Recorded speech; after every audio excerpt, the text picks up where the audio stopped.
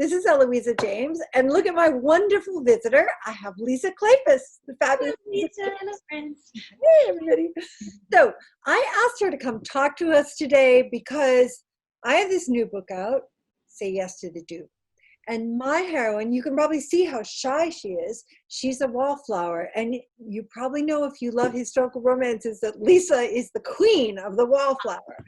So since she's one of my best buddies, I said, Lisa, please come. Tell us about the wallflowers. Tell us where the idea came. Let's talk about wallflowers. Why do we all love them so much? Well, the reason I started doing the Wallflower series was because it was around that time that I got introduced to you, Connie Brockway, Terry and Christina. And so up until that point, my life had really been much more isolated because, I was having the children and I don't know. There are stages in your life where you just don't do much because you're really busy with that little family unit.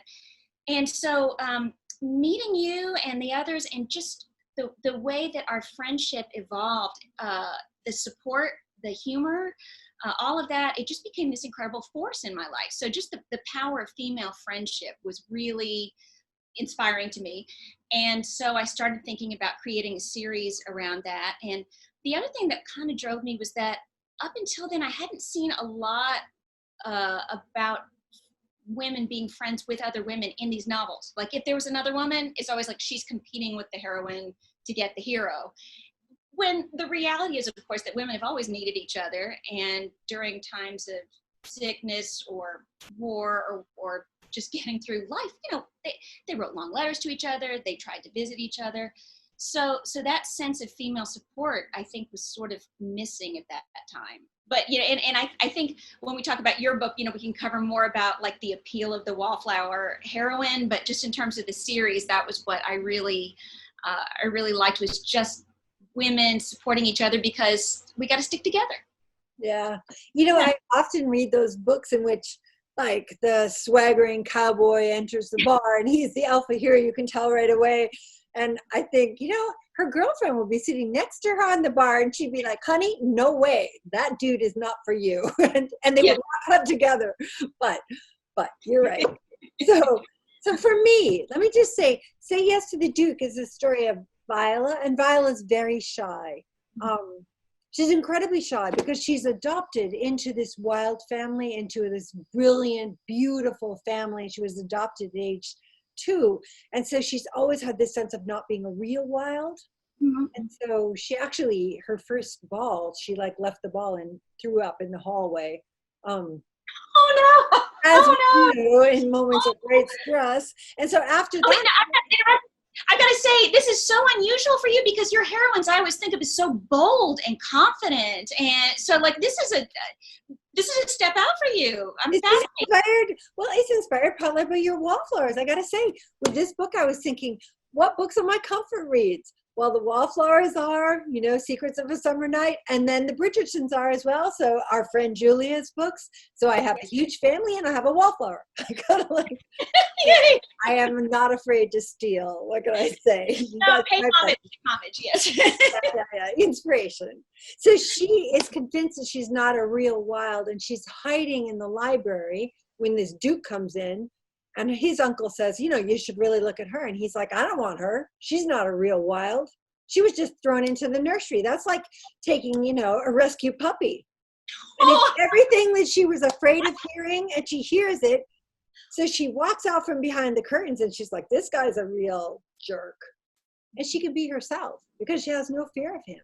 She already knows that he thinks the worst, so she can be herself. And of course, the minute she's herself, he's like, I don't care who's a wild and who's not a wild. I just want her.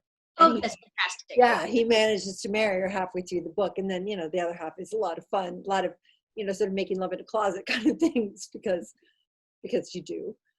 I don't know about you, but for me, when I was thinking about Viola, for me, as you're saying, this was a step out for me, right?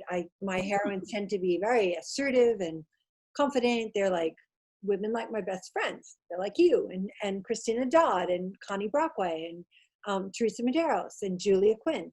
So Susan Elizabeth Phillips, the ultimate in confidence. Yeah. Oh, Sarah McLean. She is Sarah wonderful. McLean. Yeah, exactly. Yeah. Tessa Dare. So Yes. I went back to middle school.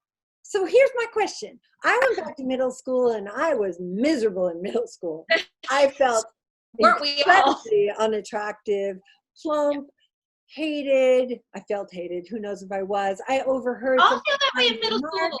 Yeah. You know, and you're so vulnerable to boys at that stage. I heard, I overheard some mean things a boy said, and it haunted me for years. So I'm Yes. wondering, did your wallflowers were all friends, but where did the wallflower part come? Did you have to access anything in your past? Oh, yeah. God, yes. I mean, I felt the same way in middle school. I remember the dances where everyone stood at opposite sides of the room. The really popular girls who somehow escaped the acne or the Right. body problems, they were the only ones who got asked to dance. And so the rest of us really literally did stand against the wall. So of course, when you start reading about the ballrooms back in the Victorian era, the Regency era, and they literally did have chairs lined up against the wall, and these girls would just sit there like ducks in a row waiting for someone to, pick them. And so I started imagining this row of girls, and because they're all there against the wall, there's a reason, right? So like maybe one of them isn't the prettiest, or one of them is incredibly shy.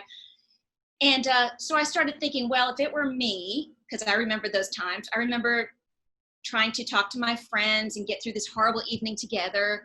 So naturally, these girls would start talking to each other. And I threw a pair of American Sisters into the mix. And because I thought, well, that would be fun and that would bring a different perspective. So they're kind of like, screw all of this. Let's just band together, and we're just going to, men are our prey. We're going to make this happen. We're going to be a little pack together, and we're going to help each other, and we're just going to slay everybody who's in our way.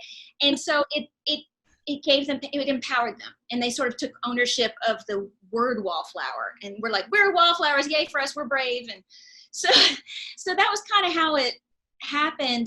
And I think that idea of this inner strength of a woman who may be not confident or awkward on the outside, but inside is really a gem. I mean, that appeals to all of us, and it happens to be the truth, I think, a lot of the time. Yeah.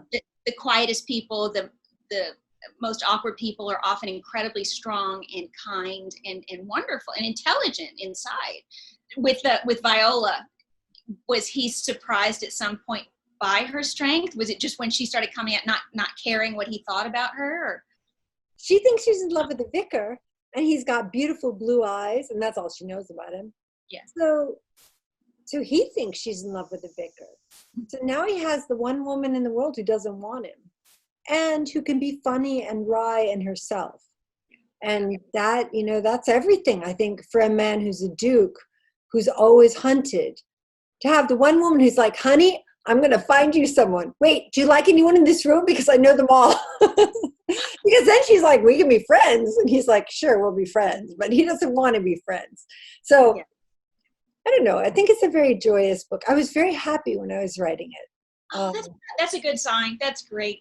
Well, and I think it would be such a relief for someone like him to be around someone who just does not care. I mean, I think if you think that the aristocracy were the celebrities of their day, then the celebrities nowadays, they must find it so difficult to find someone who just be natural and genuine around them. Exactly. And it is the celebrities. I mean, the Georgian period is celebrity culture, right? One of the things he does is her father, he kisses her on the street, thereby opening her to any number of terrible things, including the fact that her father the next day has to destroy 200 etchings that have been printed overnight. And he's like, well, I'm going to go destroy the printing press. And her dad's like, well, I never thought of destroying the printing press. But the Duke's like, yeah, I'm going there with hammers. But, because he's like, I won't tolerate this. So it's fun from that point of view. It's that's great. It's what I would want in a Duke, right? Absolutely. Yeah, I mean, it's in the book that I just had published, I had sort of a public shame situation for the poor heroine, and the hero stood up for her, because that is the heroic thing to do. I mean, you want someone to fight for you, and that sense of just strength and defending a woman is fantastic.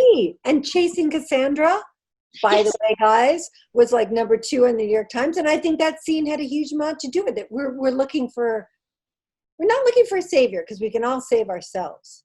But boy, it's nice to be defended. It is. It really is. And I think in that book, there's more obvious kinds of saving, and then there's the kind where someone can save you just by accepting you and loving you unconditionally, and that is definitely saving someone. Right. So we're in the same place. Yay. Devin loves Viola no matter what. He doesn't care. She can vomit on his shoes, which she doesn't. But, he's like, are you going to? And she was like, no, not right now.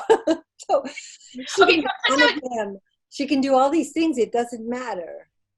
So what was the euphemism you used for vomiting, if anything? Because like I had a wallflower vomit she got bitten by a poisonous adder, actually. I think it was the Secrets of a Summer Night. And so like one of the sisters was like, ooh, she just cast up her crumpets, because that was one that I found. You're good. No, I think I just went for the real truth. But she tossed her accounts, as it were, into Yes, there you go. tree, and then her brother spent the next 4 years teasing her because the lemon tree in the ballroom never bore fruit again. I think we should just leave it there with the turmoils of our young heroines and what we put them through. Yeah. But I'll just say this. I would love it if you got this. And I think Lisa would love it if you got Chasing Cassandra, because I think we both wrote really fun, really escapist books. And right now, I'm talking to Lisa because I can't be right there in the room with her. And I can't be with all of you either. I know. Well, little dose of sunshine is nice for everyone, and this book sounds like it, so I can't wait to read it. I've already bought my copy. Oh, thank you, honey. All right. Love you. I love you. Bye, everyone.